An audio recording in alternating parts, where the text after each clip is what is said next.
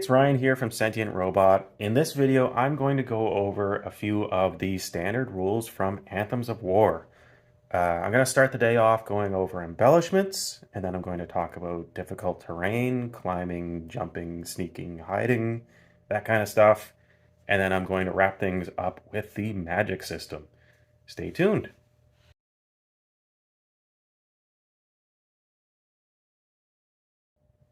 As a new player, the first thing that I would add into my games after I've done a couple quick start games is embellishments. Embellishments have their own chapter starting on page 58, and they basically represent the bard telling your story in a tavern.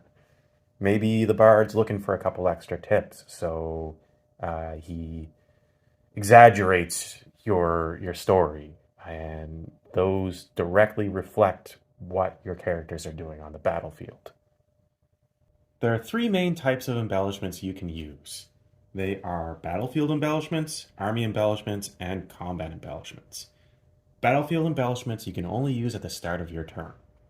Army embellishments you can use at any point in your turn, and combat embellishments you can use anytime, whenever they may apply. There are five main battlefield embellishments. Fog of War affects the visibility on the battlefield. Rainstorm affects range attacks on the battlefield. Null Magic Area affects magic. Unfavorable Conditions affects melee combat. And Clear Skies will clear out any of the previous battlefield embellishments. There are four army embellishments that you can use. Create Squad does exactly what it says. It forms a squad with up to 5 members. This is usually something that you can only do during deployment. Rally Troops will allow each of your broken characters to immediately roll a bravery check and add a bonus to that bravery check, which is great if you have a lot of people fleeing the field at one time. Step Up will replace your army commander with another character in your list. This is great if your army commander has died or if he's just not very effective in battle. The last one is Sow Confusion. So this, you use it on your turn, you roll off, and depending on what you roll, it converts some or all of your opponent's regular orders into instinct orders. It is important to remember that when you're using embellishments, you can only use battlefield and army embellishments once each. You couldn't use rally troops 3 times, for example. That's not the case with the last type of embellishment that we have, combat embellishments.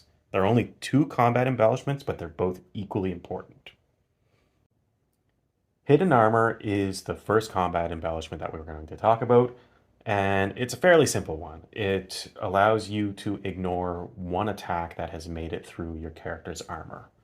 So maybe this is a trinket that was given to your character by a loved one, or maybe prior to the battle they added an extra plate of armor where usually their armor doesn't have one, and that item catches the blow and turns a fatal attack into maybe one that just knocks them over.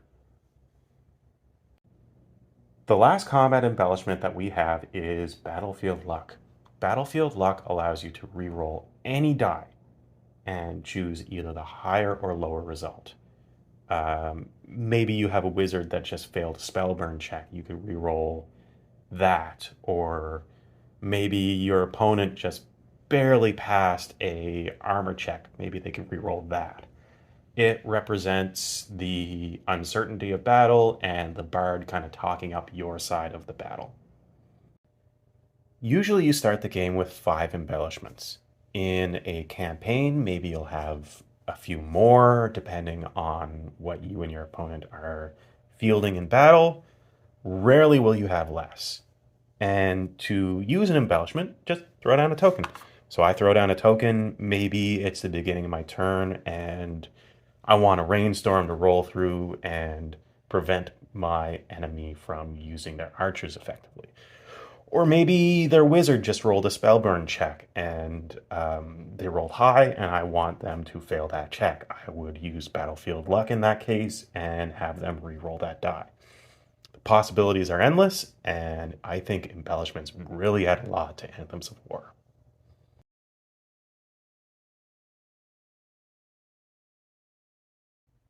Movement is extremely important in Anthems of War. In this section, I'm going to go over sneaking and hiding, climbing and jumping, and difficult terrain in general, and it should give you a great grasp on how to incorporate these elements into your games. I'm using 15mm minis for this example, but you can use whatever minis you like in your games. The first thing I'm going to go over is hiding. So in order for this rogue to sneak up on this tower, he needs to hide and sneak up to it. The first thing that he needs to do is make sure that he's in cover. Something like over here. Next, he rolls a d20 and adds his dexterity, and if he passes 12, he's hidden. After hiding, a character can sneak by just using a regular basic move or a double move and reducing their move value by half. Just say I want to sneak this rogue up to the bottom of these stairs here. I would just reduce his movement by half. Let's say I'm going to do a double move, so I'm going to move 4 inches. I'll move him over here, and that's it. If he moves within an enemy's sphere of awareness, he provokes a stealth check, and he has to roll a 12 or higher using the same kind of hide roll. And if he's successful, the enemy does not provoke a reaction. So our rogue has made it to the bottom of these stairs. There's a problem though. They're uneven, they're slippery, they're just generally hard to climb. This is where a difficult terrain check comes in. I'm going to declare a double move, and because I'm sneaking, I'm only going to move 4 inches.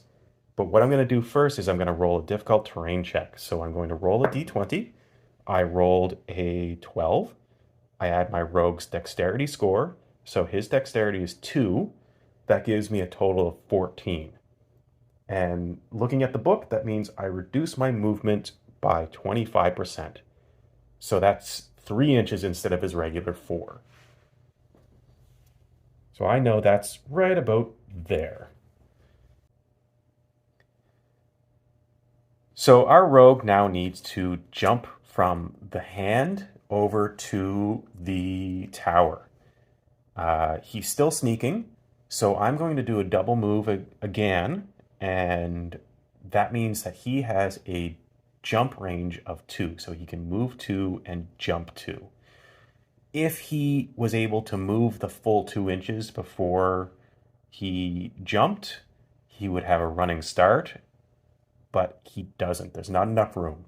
So I have to roll a die, and I rolled a 19. If I had rolled a 10 or below, his jump would be reduced by 1 inch. I know that this is just slightly under 2 inches that he jumps, so over he goes, and he successfully makes it over into the tower. So our rogue has made it to the tower, but he's on the wrong floor. To solve this problem, we're going to use a climb. Climbing is a long action, and it basically works like a difficult terrain check. Because it's a long action, it just uses your move value, not your move value doubled, like if you were to use a double move action. I'm going to roll off. I'm going to do my difficult terrain check, and I know that I can't make it to the top of this stealthily. I could move up 2 inches and I'd almost be there, and I'd have to spend another order to get to the top. But then I'd also have to do a stealth check for being within the skeleton's sphere of awareness. Instead, I'm just going to climb it up. I rolled an 18, so I know that this rogue can make it to the top of the tower. And he is ready to take out that skeleton. The rogue is finally at the top of the tower. It's the enemy's turn, though. For the sake of this video, we're going to say that the skeleton did an attack and push order, and that it was successful. That means that Mr. Rogue goes back 1 inch, which is a straight drop down. So our rogue falls off the tower. There's a chance he could survive, though. Likely not, but there's always a chance. I've pre-measured. I know that that's 7 inches down that he has to fall.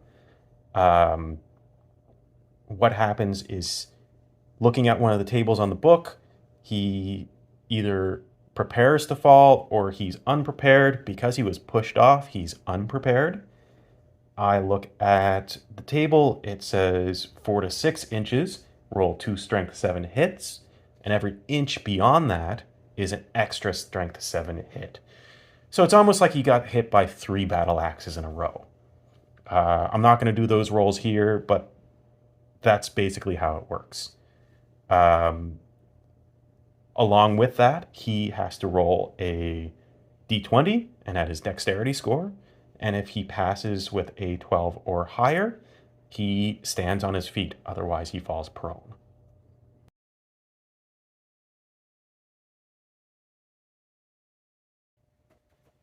So our rogue had a very unsuccessful trip up the side of the tower. He ended up falling to his death. That means that the entire battle hinges on this other force that we have. In the center of that other force is a wizard, and we're going to be focusing mostly on what he can do in this battle. When a character takes the spell casting trait, they're able to cast spells. They get to choose a spell school. Spell school is something like pyromancy or necromancy or arcane magic. It's a broad category that has a bunch of different spells in it. Those spell schools are further subdivided into circles. There's first circle, making the easiest spells to cast, all the way up to fourth circle, which are the hardest spells to cast that usually affect large areas of the battlefield. It's pretty straightforward to cast spells. During an order, I declare what spell I want to cast and the target, and then I can either with a standard action roll 1d20, or as a long action I can roll up to my mind score worth of dice. To finish casting a spell, I need a certain number of successes equal to the spell school that I'm casting. So if I was casting the first circle spell Witch Bolt, I would just need 1 success. If I was instead casting the fourth circle spell Ether Storm, I would need 4 successful die rolls. Spellcasting rolls are a little different than everybody else. You roll your die and you're just looking for a 11 or higher, and you're not adding anything to it. So you can roll a bunch of dice, just pick out the ones that are successful, no math required. So let's try out a bit of spellcasting here. I'm going to use an order to activate my wizard in the middle of the table here, and I'm going to declare a long action where he is going to try to cast Ether Sheet. Ether Sheet is a second circle spell. So I'm going to roll my mind score worth of dice. I rolled a 17, a 15, a 7, and a 9. So that's 2 successes, 2 failures. We only really care about the successes. So I was successfully able to cast that spell, meaning I can use the cone template because it is a cone spell. I know I can hit 3 targets. So those 3 targets would need to roll armor checks. And looking at the profile for Ether Sheet, that is 3 strength 3 armor checks, almost like we attack them with a dagger. Spellcasting can be reacted to just like anything else in Anthems of War. So when you have a spellcaster that is interrupted by an attack, maybe it's a ranged attack, maybe they're trying to cast a spell in melee combat, the successes that you roll cancel out any of the other successes like we've demonstrated in previous videos. There's also a chance for an enemy wizard to use counter spells on you. So the skeleton in the back there with the scepter and the ice magic looking stuff coming out of his hand, he is able to use counterspell. To do a counterspell, as a reaction, all you need to do is roll a d20 for every point of mind you have. On rolls 12 or greater, you cancel out one of the enemy's successes, and you add a -1 penalty to those rolls for every 3 inches you are away from the caster. So if you're really close, it's really easy to counter their spells. If you're really far away, you're going to have a tougher time. It's important to remember that when you are casting a spell and you have spells reacted to and bits of spells canceled out, you do not cancel out successes that built up over previous orders. So if our skeleton mage in the back there did a counter spell and rolled 4 successes, and I only rolled 1 success for my spell casting, it would only cancel out 1 success. It wouldn't cancel out maybe 2 that I had from the previous order. There's one more topic to talk about with spellcasting, and that is the cost of spellcasting to your character. Your character has a spell capacity equal to his mind score +1. When you cast a second circle or above spell, that capacity goes down. And when it reaches 0, you can still cast spells, but whenever you cast a spell from second circle and above, you have to roll a Spellburn Check. And all a Spellburn Check is a simple die roll. On a 11 and higher, nothing happens, but on a 10 and below, you cause 1 point of constitution damage to yourself. So this represents you flinging a whole bunch of magic and it completely wrecking your body. Magic is not an easy thing to do, and there are consequences when you overdo it. So that's the end of the spellcasting section. Spellcasting is fairly straightforward. I didn't go over everything. I didn't want to read verbatim from the book for you because that can be boring for me. It's going to be boring for you. If you want to read more about spellcasting, the section starts on page 31. And of course, there's the entire chapter in the book for spell schools. This is also the end of the video. If you liked what you saw, please go visit anthemsofwar.com for more information. We have a lively Discord server. I'm going to throw that in the description down below. And of course, like, subscribe, and I'm going to try to do more videos. Maybe I'll do a crafting video or 2 where I build tokens or build a couple pieces of terrain for the board. So if you want to stick around for that, please do. Thanks, and have a great one.